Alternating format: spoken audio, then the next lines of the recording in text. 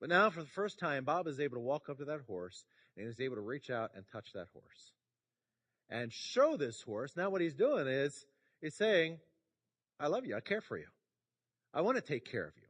And he's showing him that affection that needs to be done. So here is that first step. Now that the horse has joined the herd, so to speak, this isn't the end.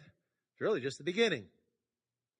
Now, Bob said, now I need to start really working with this horse, because now what we need is to develop the trust so that I can use this horse. Right now, yes, this horse is a part of my herd, but I can't do anything with it. If I try and throw a saddle on that horse, go out riding somewhere, we're not getting anywhere. This horse needs now to be taught and trained. Now there's a process we need to go through. And so Bob said we need to start that. And the way that has to happen is through complete trust on the master. As long as that horse does not completely trust him, yes, he's joined the herd, but there's not necessarily the complete trust there, the reliance, like we were talking about earlier in Sunday school. There's not the complete reliance upon who Bob is as that master. Again, if they go out riding, Bob needs to make sure he trusts him at all time. He never knows what he's going to have to do with that horse. So there has to be that trust. So this needs to be done. And Bob said really the best way to do that is through adversity.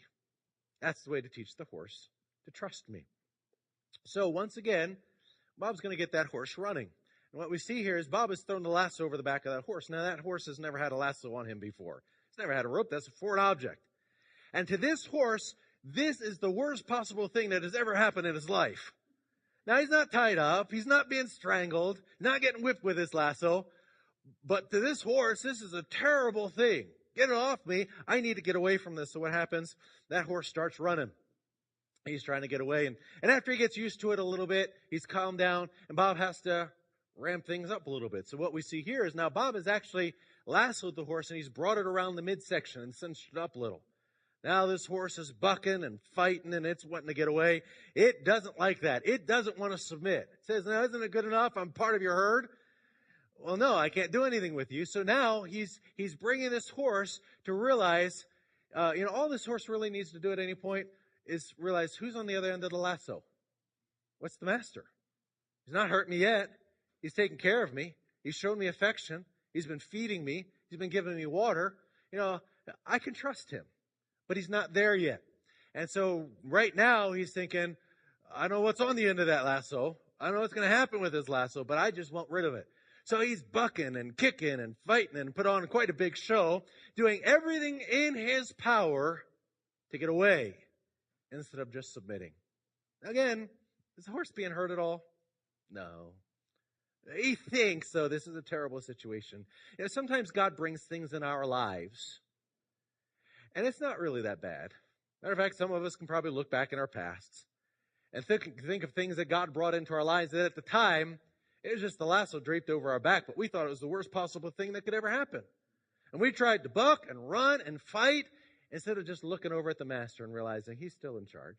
He knows what's best for me. And God brought that into our lives so that finally at the end of it we learned, well, that wasn't too bad. God did take care of it. Well, maybe I need to trust in him a little more. And then it got to the point where God brought the lasso over our neck. And then he brings it all the way around us. And now it's to the point where actually the lasso's not just around his back. It's actually going around his back hoof. Bob just has him all hooked up. And that horse is fighting for all it's worth until finally he realizes, I just need to calm down. Now, he's not really calm. He's still fighting here a little bit. He's still stiff and he's still kicking a little bit. But finally, after a little while, that horse does calm down. And it gets to the point where now Bob can start leading this horse around. See, now he's not fighting anymore. That wasn't so bad. I think I could deal with this. Oh, you mean this actually has a purpose? You mean you can move me around with this? I can understand what you want me to do because of this rope? Oh, I get it now. And the horse finally submits and he starts to learn and it's not so bad anymore. And now Bob is starting to lean this around. And now look, Bob's standing right next to him. He's swinging that horse. He's still a little nervous. He's still a little tense. But he's not bucking anymore. He's not fighting. He's not trying to run. He's starting to realize all I need to do is look at the master and trust him and realize he is taking care of me. He's going to provide for me and everything. So let me just trust him at this. And this was all in the space of maybe 15 minutes. All of this happened. That Bob just worked with his horse and brought him to the point from being a completely wild horse, wanting nothing to do with Bob, and now he's standing right next to it with a rope around his neck, swinging a lasso, all over the place.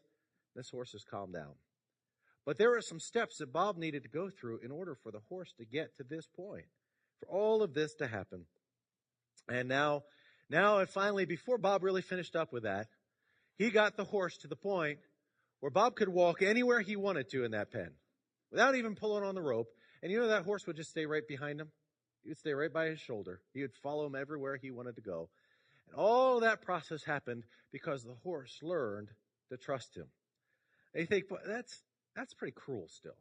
That's so heartless. That horse probably hates him. He's just following because he has to. Well, while I was still taking pictures and looking, and Bob was trying to teach me these lessons here, somebody drove up that had a question for Bob. They needed their horse trained. And so Bob came over to the fence to start talking. You know what happened? All the horses came around to Bob. They aren't afraid of him at all. They all love him. Even the one that he's working with in there. All these horses came walking up to see Bob. Why? He's the master. They love him. They know, hey, he takes care of us. He's worked with us. He does great things with us. Boy, this is better than just being out. Yeah, there's a big opening. They could be anywhere in there. No, they want to be up with Bob because he's the one who cares.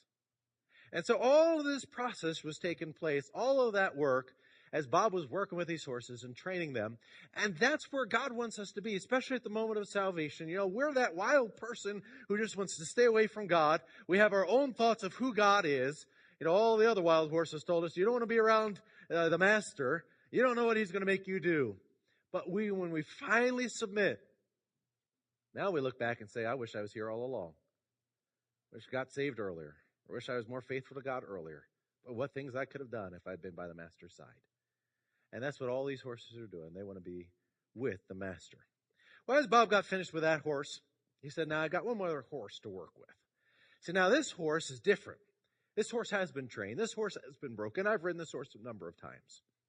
But he said, there's something about this horse.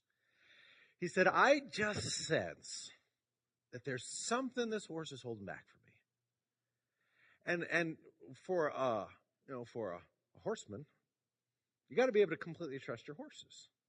See, Bob never knows what he's going to do. What if, they got another cattle, they've got a great amount of land, and what if one day Bob says, I need to go ride out, go see what the cattle are doing, make sure everything's fine. And he saddles up on this horse and he goes out riding. And as they're out there, all of a sudden, the horse steps into a hole or a snake pops up or something like that. And this horse just gets scared. Thunderstorm rolls through. This horse bucks, starts to run away, throws Bob off of his back. He falls down. Maybe he gets hurt, breaks an arm or a leg. Now he's stuck out in the wilderness. Nobody knows where he is. Well, he can't have that, of course. He has to know, I need to be able to completely trust in this horse, to be able to use it to its full capability. And Bob said, I can't use that horse like this yet. I'll ride him around the ranch a little bit. I can do some basic things, but I can't completely use him because I can't completely trust him. God will only use us as far as he can trust us. There are certain things that God says, boy, I wish I could use Dan Haddock to go out and do this. But I'm not sure if he's going to get it done. I'm not sure if I can completely trust him. So God has to hold back. God can't completely use us then. And so that's what Bob's doing here. He's saying, I need to get this horse to the point where I can completely trust him. And that's the point where I can completely use him. So once again, off we go to a round pen. Go inside that pen, and Bob starts working this horse. Now this one's, he's all saddled up. He's able to wear a saddle. He has all of these things. But once again, Bob gets him running. But what's interesting here, and I'm going to point something out to you here. I'll show it more on the next picture. What's interesting here is, I didn't know it right away. I'm no expert on horses. I watch them walking around in the field. That's all I know about a horse. They eat grass, and sometimes you get a ride on them. But Bob said, now watch something with this horse. I'm going to show you something here. He said, watch this horse. He said, this horse is filled with pride. And here's how you know that. He said, watch the head and the tail. Now, that head is being held up quite a bit. It's hard to tell if you've not been around horses much. Maybe if you go look at these horses out in the field afterwards. Normally their heads are kept pretty low, just sort of relaxed. But this horse, he's actually holding his head up, and the tail is straight out. Bob said to me, as long as that's happening, this horse is filled with pride. He said, I knew this horse had something in it. That's the sign to me. This horse is filled with pride. And as long as he has his own pride, he is trusting more in himself. And I